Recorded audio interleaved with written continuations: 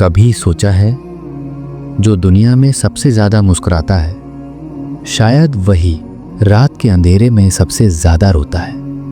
ये कहानी उसी एक शख्स की है जो दुनिया के लिए कामयाब था, मगर अपने रब के लिए बस एक गुमराह मुसाफिर।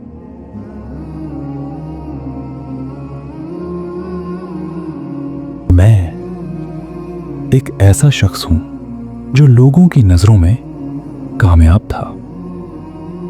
दुनिया जिसे सर आंखों पर बिठाती थी, मगर अपने रब के दरबार में मैं तो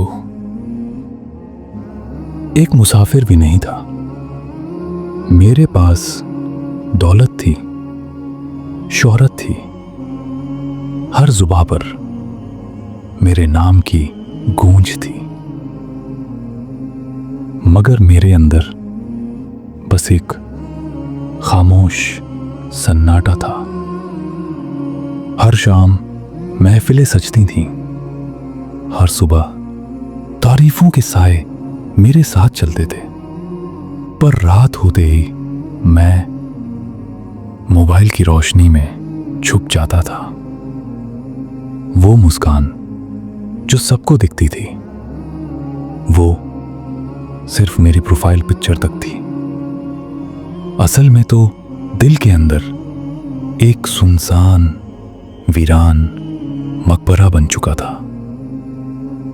मैं हर रोज हंसता था, लोगों के बीच मुस्कुराता था, मगर हकीकत ये थी कि मैं अपने ही गुनाहों के बोझ तले धीरे धीरे दबा जा रहा था।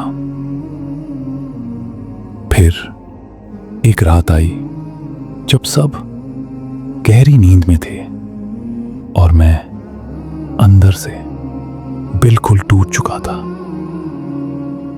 मैंने जानमाज बिछाई, धीरे से घुटनों पर बैठ गया। कुछ पल बस यूं ही खामोश बैठा रहा। ना आंसू निकल रहे थे, ना आवाज, बस एक महसूस होता हुआ सोनापन था, जैसे दिल धड़कना भूल गया हो, जैसे जिंदगी ने थमकर कहा हो अब बहुत हुआ।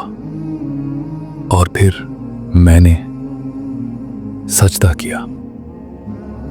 ना रुकू ना इबादत, बल्कि थक चुकी हुई रूह के लिए। ना कोई दुआ जबान पर थी, ना कोई अल्फाज याद थे, सिर्फ एक टूटा हुआ दिल था और आंखों से गिरते आंसू जो खामोशी में सिर्फ इतना कह रहे थे, या अल्लाह, मैं बिखर गया हूं, मगर तू तो रहमान है, रहीम है ना।